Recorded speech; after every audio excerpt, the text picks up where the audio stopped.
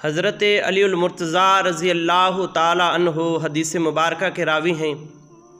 آپ فرماتے ہیں کہ ایک قبیلہ جس نے کوئی گستاخی کی تو اللہ جل شانہ کی طرف سے حکم ہوا کہ ان لوگوں کی گردنیں اڑا دی جائیں۔ یہودی لوگ تھے تو ان لوگوں کی گردنیں اڑانے لگے، تو کافی سارے لوگوں کی جب گردنیں اڑا دی گئیں تو ایک شخص باقی بچا، تو رسول اللہ صلی اللہ علیہ وآلہ وسلم نے ارشاد فرمایا اے پیارے علی اسے چھوڑ دو۔